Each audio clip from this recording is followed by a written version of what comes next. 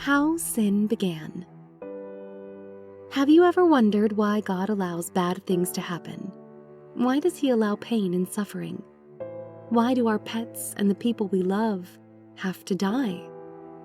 Why do even the plants and trees turn brown and decay? And why can't we talk to God face to face? To understand the answers to these questions, we must first understand how sin came into our world.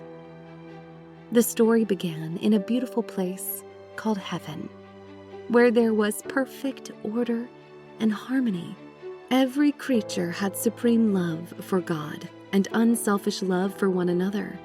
However, everything changed when an angel named Lucifer became envious and desired to be exalted as God. Isaiah 14, verses 13 through 14. As the highest angel in heaven, Lucifer fully knew about God's goodness and love, yet he chose to follow his own selfish, independent will. Thus, Lucifer became Satan, the father of lies. God did everything he could to save him, but eventually, Satan and his followers had to be sent out of heaven so that peace could be restored. God could have destroyed Satan immediately, but the angels would have misunderstood his actions. They did not then understand the terrible consequences of sin. It would have caused them to serve God from fear instead of love.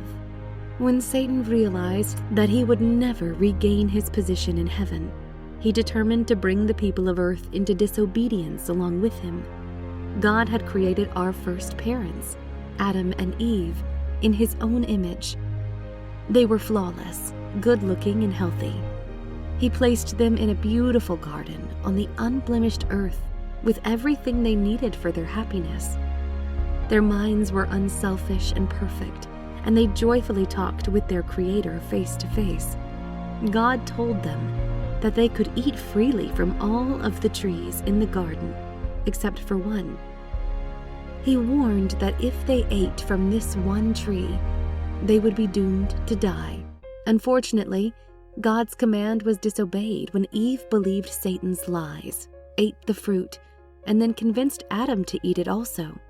Because they disobeyed God, the beautiful, perfect world that God had created was to be filled with people doomed to misery, sickness, and death. God loved mankind and wanted to give them another chance and bring them back into harmony with heaven. But the wages of sin is death. Romans 6, verse 23. So God chose to let his own dear Son die in their place. John 3, verse 16. Christ, the Son of God, willingly left his Father's throne and came down to earth to live as a servant of man. He experienced the various temptations that men commonly face, and he suffered every cruelty that Satan could come up with. He suffered great physical pain and torture, yet his mental anguish was far worse. The sins of the entire world were placed upon him, and he finally died a cruel death. His Father raised him back to life on the third day, and he returned to heaven. Not only did Christ's death restore man's relationship with heaven, but it also enabled the entire world to witness the dreadful nature of sin and God's justice in dealing with it. Soon God will bring an end to this wicked world and destroy sin. However, he is waiting for the gospel to spread throughout the entire world so that everyone has a chance to be saved. Matthew 24, verse 14.